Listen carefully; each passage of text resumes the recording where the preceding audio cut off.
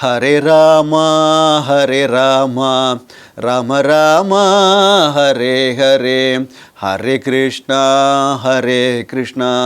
கிருஷ்ண கிருஷ்ணா ஹரே ஹரே ஹரே ராமா ராம ராமா ஹரே ஹரே ஹரே கிருஷ்ணா கிருஷ்ண கிருஷ்ணா ஹரே ஹரே ஹரே ராமா ராம ராமா ஹரே ஹரே ஹரே கிருஷ்ணா கிருஷ்ண கிருஷ்ணா ஹரே ஹரே கிருஷ்ணாய வாசுதேவாய ஹரயே பரமாத்மனே பிரணதக்லேசநாசாய கோவிந்தாய நமோ நமः கலகே சுந்தராகாரம் சதைக பிரியதர்ஷனம் அஞ்ஞானநாசகம் தேவம் சத்குரும் முரளீதரம் நாம சங்கீர்த்தனம் யஸ்ய சர்வ பாப பிரணாசனம் பிரணாமோ துக்கசமனஹ தம் நமாமி ஹரிம் பரம். ஸ்ரீஹரயே நமஹ ஸ்ரீஹரயே நமஹ ஸ்ரீஹரயே நமஹ. கோபிகா ஜீவனஸ்மரணம் கோவிந்தா கோவிந்தா. சத்குருநாத் மகாராஜ் கி ஜெய். சாய் டிவி நேயர்களுக்கு நமஸ்காரம். ஸ்ரீமத் பாகவதத்தில் 5வது ஸ்கந்தத்தில் பிரியவிரதனோட கதை ஆரம்பிக்கிறார் ஸ்ரீ சுகர். பிரியவிரதன் ஆத்மாராமனாக இருந்த பொழுதிலும் அவள் அப்பா அண்டு தாத்தா பிரம்மாவோட ஒரு பிரேரணையினால் கிரகஸ்த ஆசிரமத்துக்கு உட்பட்டார். ஃபர்ஸ்ட் அவர் நாரதர் பேச்சை கேட்டுன்ட்டு நிவர்த்தி மார்க்கத்துக்கு போனார். ஆனால் திருப்பி பிரம்மாவே அவனை கல்யாணம் பண்ணிக்கோன்னு சொன்னதுனால பிரியவிரதன் திருப்பி கல்யாணத்தை பண்ணிட்டு பல குழந்தைகளை பெற்றெடுத்தார் அப்படின்னு ஒரு சரித்திரம் வருது.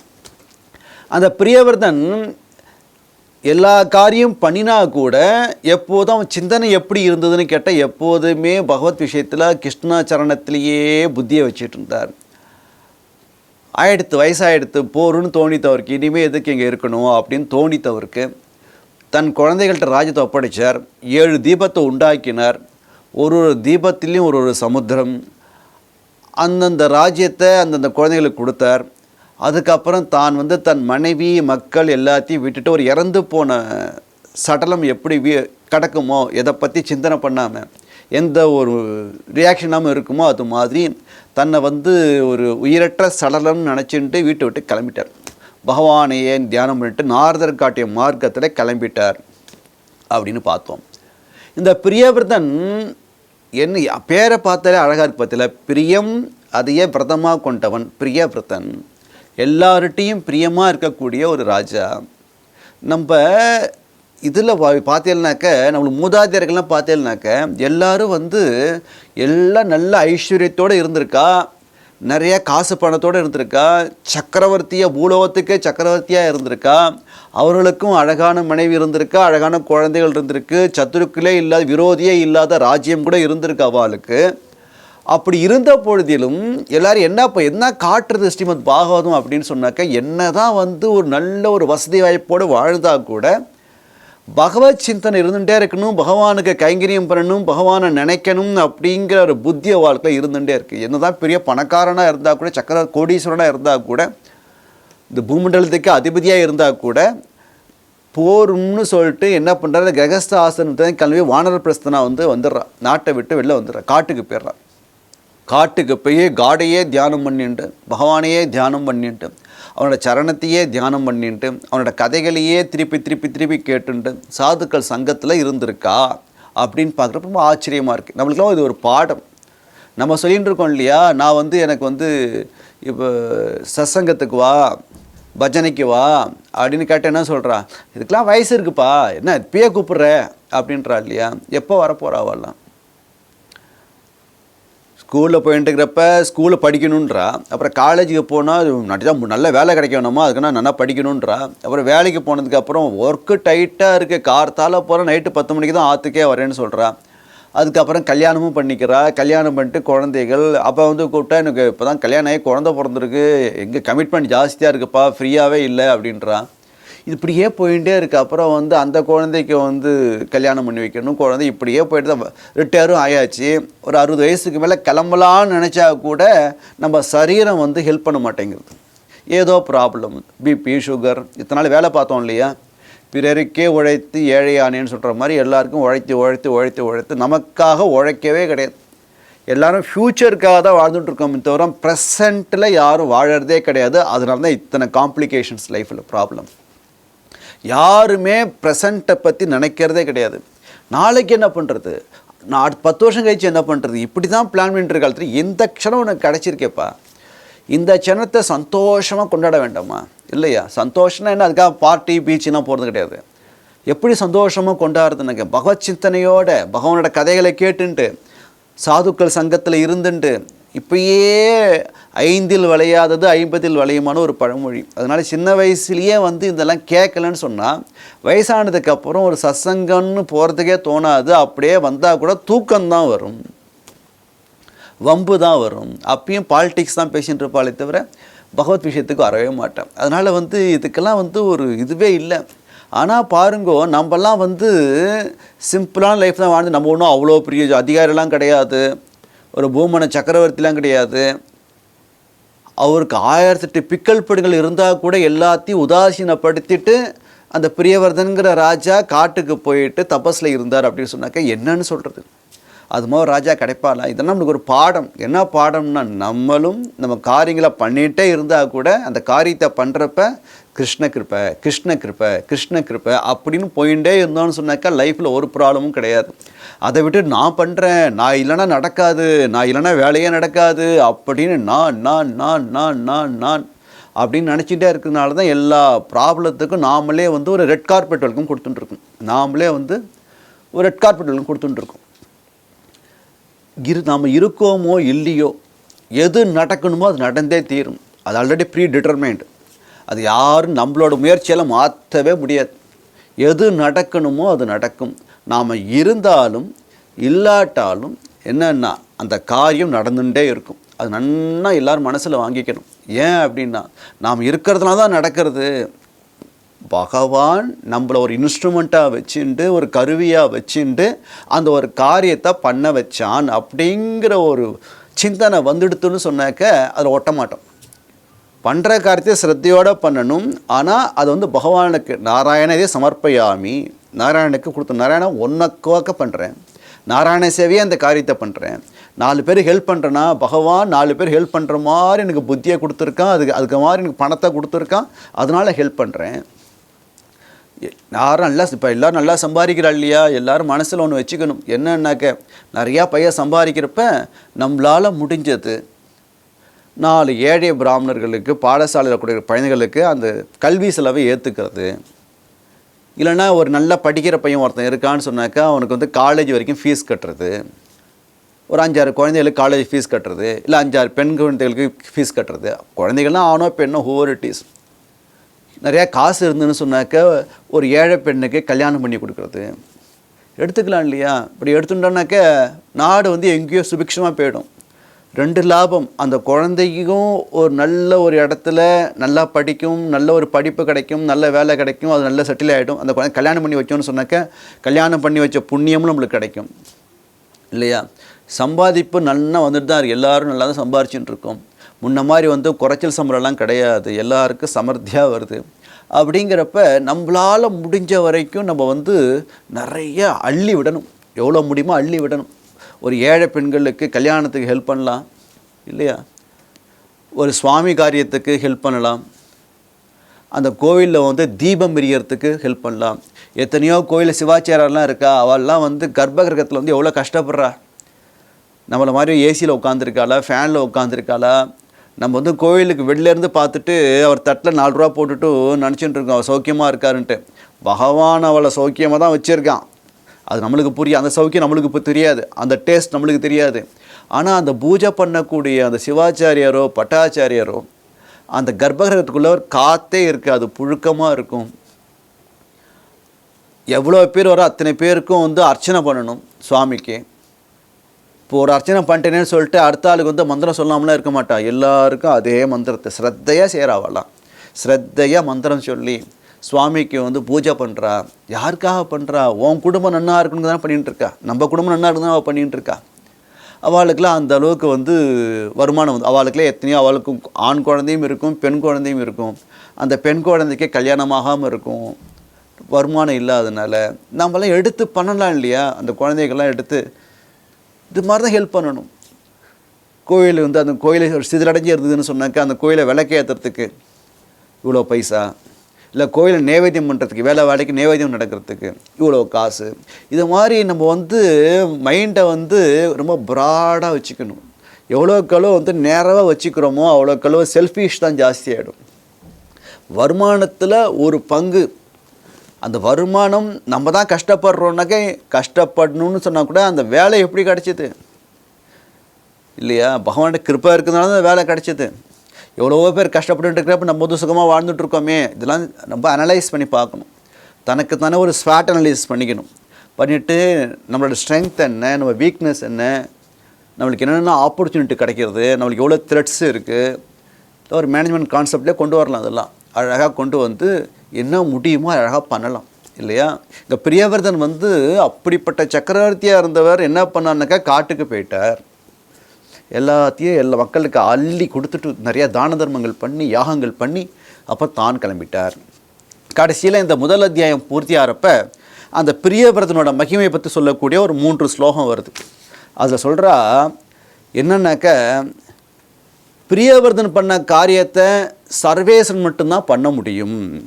பிரியவர்தகா கிருதம் கர்மகா ஈஸ்வரம் பினா, ஈஸ்வரனால் மட்டும்தான் பண்ண முடியுமே தவிர வேறு யாராலும் பண்ணவே முடியாது. அப்படிப்பட்ட ஒரு காரியத்தை பண்ணிகிட்டு இருக்கான். ஏன்னா ஒரு சூரிய பகவான் தான் வந்து லோகத்துக்கு வந்து பிரகாசம் வெளிச்சம் கொடுத்துட்டுருக்கான்.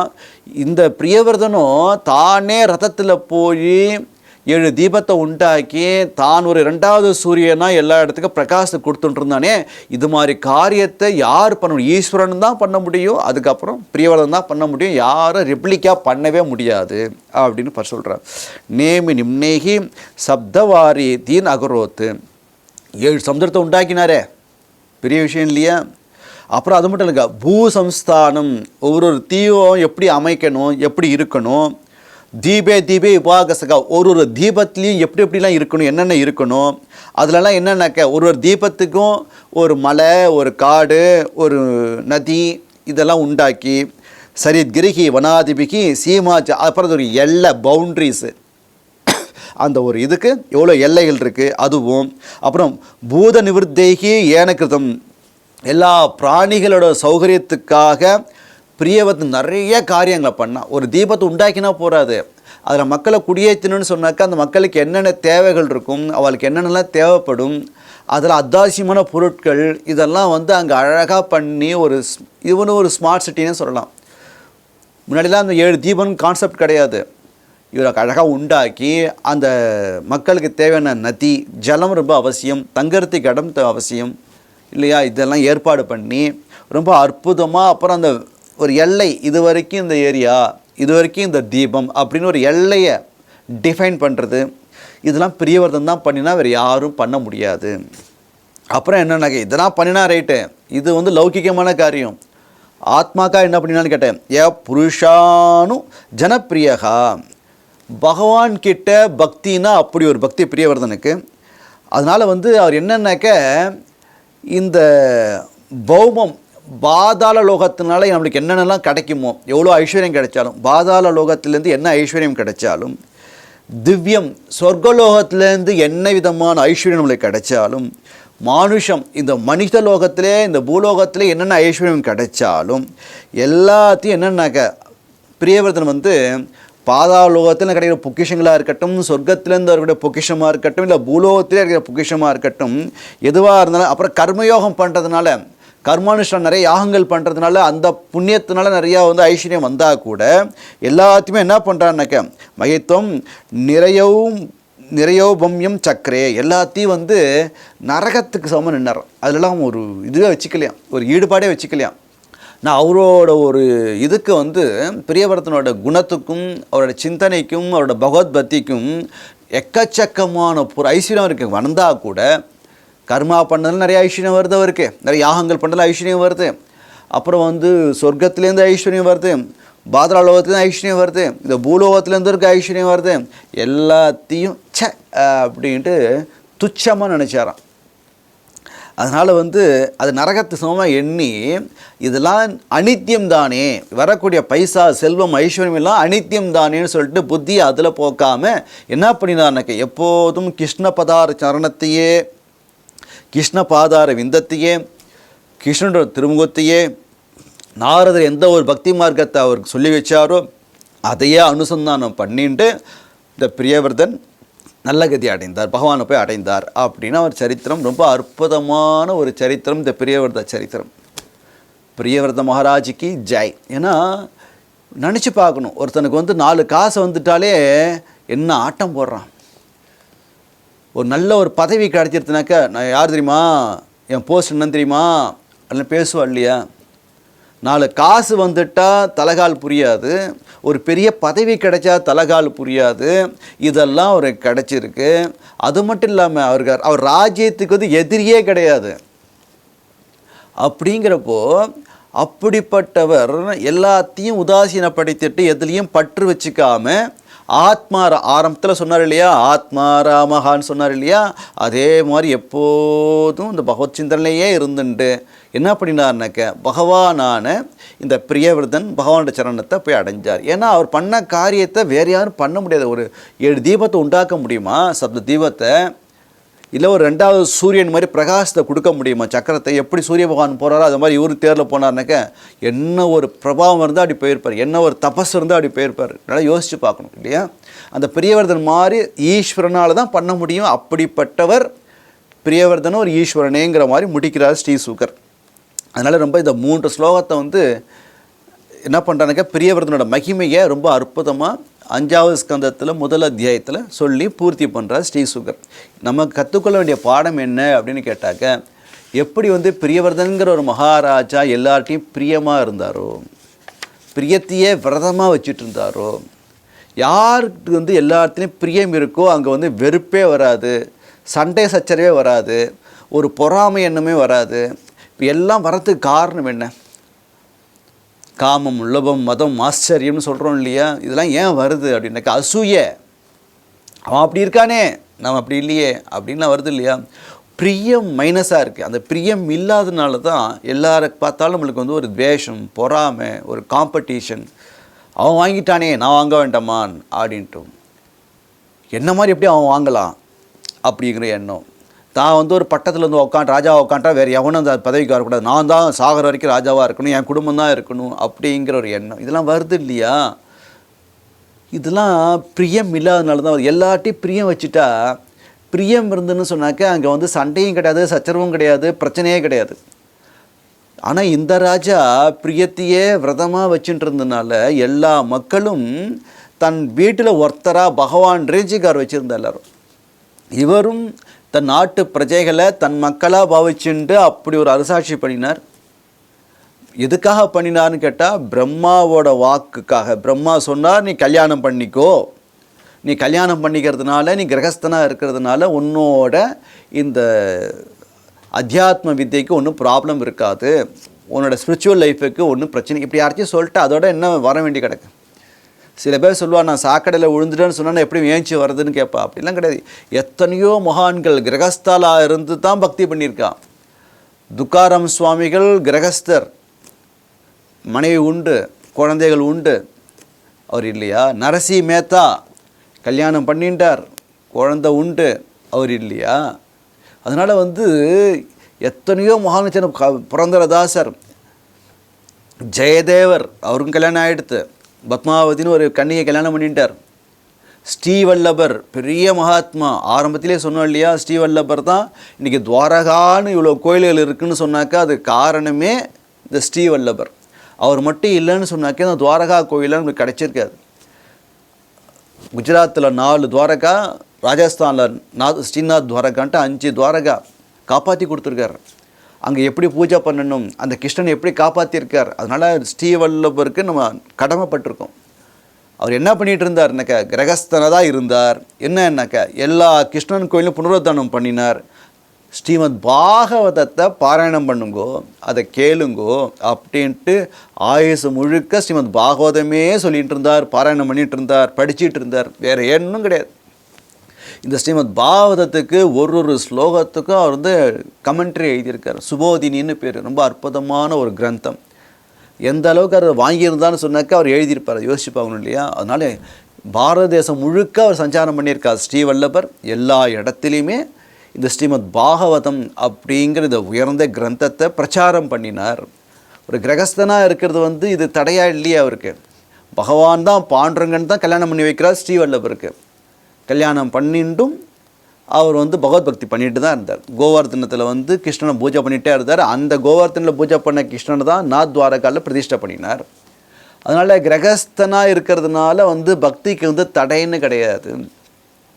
எப்படி வேணால் இருக்கலாம், எங்கே வேணால் வைக்கட்டும், பகவான் தூக்கி நரகத்தில் தான் போடட்டும், இல்லை பாதாளத்தில் தான் போடட்டும், எங்கே வேணால் போடட்டும். மனது வந்து பகவான்கிட்ட இருந்ததுன்னு சொன்னாக்கே இருக்கிற இடம் வந்து ஒரு பொருட்டே கிடையாது.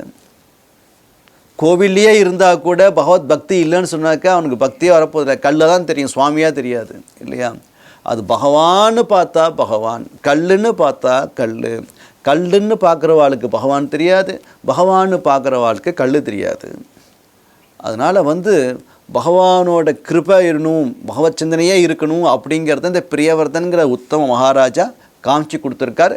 பிரியத்தினாலேயே, அந்த பிரியங்கிற விரதத்தினாலேயே. அதனால் நாம் எல்லோரும் அந்த பிரியவர்தன் மாதிரி எல்லாத்தையும் பிரியமாக இருக்கிறதுக்கு பகவான்கிட்ட பிரார்த்தனை பண்ணிப்போம். சத்குருநாத் மகாராஜுக்கு ஜெய்.